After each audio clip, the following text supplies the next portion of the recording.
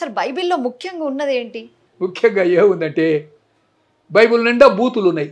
You take any page. అదేంటి sir, Christians పవిత్రమైన holy book, దాన్ని మీరు బూతులు ఉన్నాయంటున్నారు. Old Testament page number 6. అప్పుడు ఆ ఇద్దరు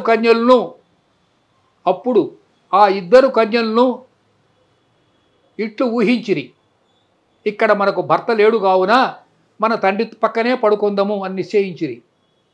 this is page number 6 Old Testament. ఈ విధంగా తండ్రితో వ్యభిచారం చేసి పిల్లల్ని కన్నారు. అమ్మోనియన్స్ అని అదొక పెద్ద స్టోరీ ఉంది. వాళ్ళు కొన్ని తెగలంటే సెక్ట్స్, కొన్ని వాళ్ళకి రేస్ అన్నమాట. ఆ రేసులకు వాళ్ళు మూల పురుషులు. ఈ వీళ్ళన్ని కథలు ఇట్లాంటివే.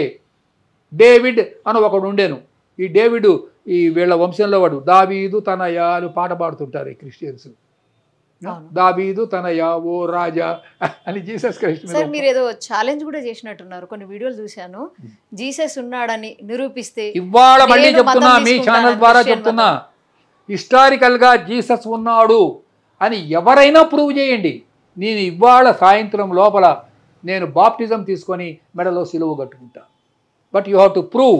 Show me the. అంత ఖచ్చితంగా, అంత కాన్ఫిడెంట్ గా ఎలా అంటున్నారు? ఎలా అనుకుంటే రీసెర్చ్ చేసేవాను కాబట్టి నేను చేసిన పని అది. ఒక పుస్తకం, కొన్ని వందల పుస్తకాలు. జీససే లేడా? ఇదంతా కల్పితమేనా? జీసస్ అనేవాడే లేడు కదమ్మా, అబద్ధం కదమ్మా. బైబిల్ కూడా లేదా? బైబిల్ ఉంది. బైబిల్ చూస్తున్నాగా, మన ఎదురుగా పుస్తకం లేదు. బైబిల్ లేదని ఎట్లా అంటారు? అందులో ఉన్నాయన్ని, అందులో ఉన్నవని అబద్ధాలు. ఒక బైబిల్ ఉంది కానీ అందులో ఉన్నాయన్ని అబద్ధాలు. బైబిల్ ఉంది, కట్టుకథ. ఇవన్నీ కట్టుకథలు. Okay. The present Bible which we are reading today is not the original Bible of 2nd century. దాన్ని రివైవ్ చేశారు, మళ్ళీ రివైవ్ చేశారు. చివరికి 16th century నాటికి ఒక కింగ్ ఎవడో ఉండేవాడు, అప్పుడు జేమ్స్ అనుకుంటాను, ఐ థింక్, నాకు గుర్తున్నంత వరకు. అప్పటికి దీన్ని స్టాండర్డైజ్ చేశారు. అందులో ఉన్న బూతులన్నింటినీ ఫిల్టరైజ్ చేశారు. ఇంకా చాలా భయంకరంగా ఉండేది అప్పుడు. అవన్నీ చెప్తే అసలు మీ ఛానల్ వాళ్ళు సిగ్గుపడతారమ్మా. మీ ఛానల్లో